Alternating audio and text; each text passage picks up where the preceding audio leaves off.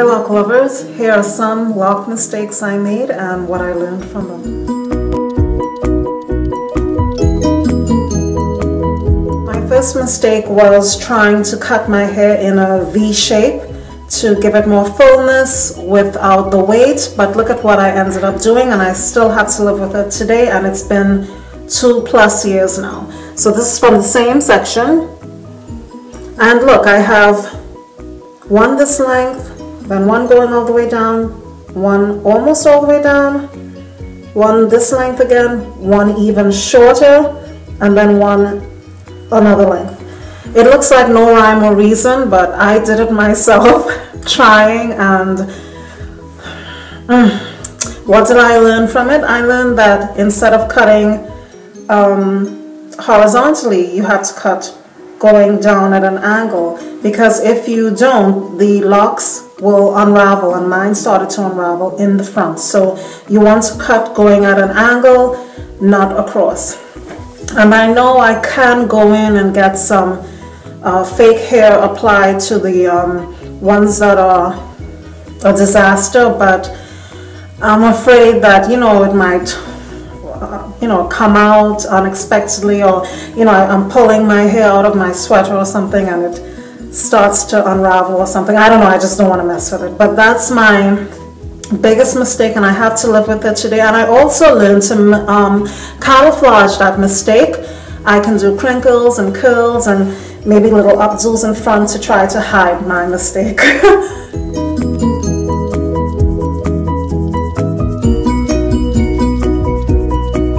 Coloring locks. Now I colored, actually my hairstylist at that time colored my hair, but because of the texture that I have of hair in front, it was just too much for my hair, and it was super, when she was done with the job, hair was already like coming out, and it was really thin and spidery in the front.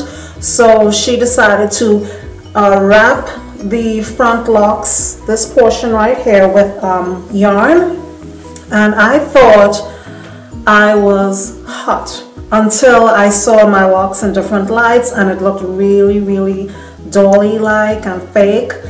So I had to take them out. I think I did post a picture of that. It did not look good. I learned from this that my hair can't take too many harsh chemicals, especially if you have to strip the hair and then add color onto it. It can't take it, and I had to quickly take that yarn off and color my hair back to black and just let it heal. I wasn't willing to put any fake hair in the front to try to make it look aesthetically better. Nothing. I'm like, no, this is not for me. So I learned also that the fake lock thingy is not for me. I better not try it. When I first started my locks, I started with loose natural hair, about up to here, and 2 weeks in, my hair was itching. I wanted to scream. I didn't know what to do. I tried putting oils that made my hair burn, made my scalp burn, to try to take away the itch. And I also tried sea breeze, but it does take away some of the the itchiness, but it's not the same as having your hair washed. So what did I learn from that? I learned that I can wash my hair 2 weeks into the process. All I have to do is use a stocking cap, or maybe a pair of little girls lace stockings over my head. And I also learned that I have to concentrate the diluted shampoo, water diluted shampoo, just on my scalp, and just massage the scalp.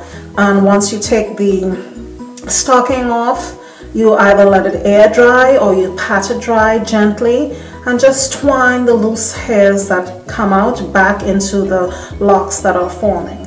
I didn't have to go through all of that.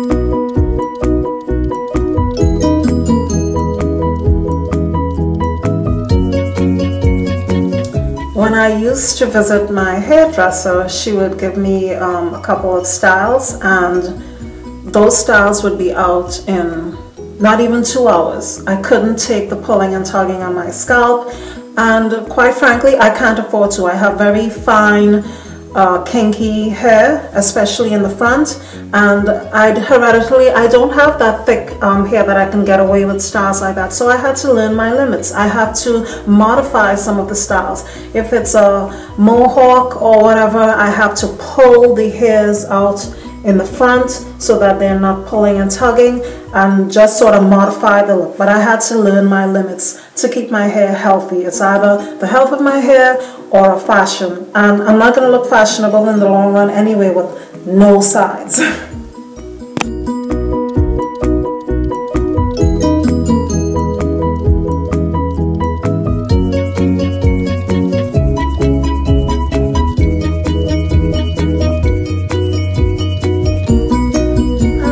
One that I still struggle with even to this day is going for a look. When I mean going for a look, sometimes I see someone and they have maybe the same hairstyle as me, but they look like, oh my gosh, wonderful. And I'm like, why doesn't mine look like that?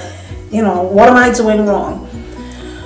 I had to learn that it's not so much your hairstyle, but it's the accessories that you put to go along with them. I mean, I don't mean just jewelry. I mean the way that you put your clothing together, the cut of the clothes, your makeup. I learned from all of that if I could have the most beautiful style, if I do not have my brows well done. Right now I don't have any makeup on, you know. See, I have nothing on, but my brows are well done, and I have this flowery sort of denim material on. I know what look I'm going for. It's supposed to be flowery and hippie and easy breezy. That's the look I'm going for. But sometimes I didn't get that. I would look at something and I'm like, how come it's not translating the way that I want to? So it's always tricky for me to do that, but I've learned that these are the reasons why sometimes if I'm going for a look, it doesn't turn out the way that I want it to. And on that note, just a reminder, guys, if you have locks, you cannot say you go into the corporate world and you did not get a position because of your locks. It's all in the package. Once you open your mouth and they hear what is coming out of it, you're going to be judged on that. You're going to be judged on the way you put your clothing together also. Even if they don't like this, they're not a fan of this, when they hear what is coming out of your mouth and how you carry yourself and how you present the material, you are going to get where you want to go. And I'm not saying that I got my job when I had locks, but I can tell you that on my job, despite the way that I wear my hair, I have my own reputation. You better believe I have my own reputation, and it's not based on my hair. It's based on my work ethic and how I carry myself. So please do not use locks, not getting locks, as a reason to you know what I'm trying to say. Please do not say you're not going to get locks, because it's not professional enough for what you're going for, okay? And I hope you guys learn from some of my mistakes. You know, I'm still working. This is still a work in progress. You know, these cuts that I have here, I have to just roll with the color that I have. You know, I have to work with what I have, okay? Okay, lock lovers, until next time, bye.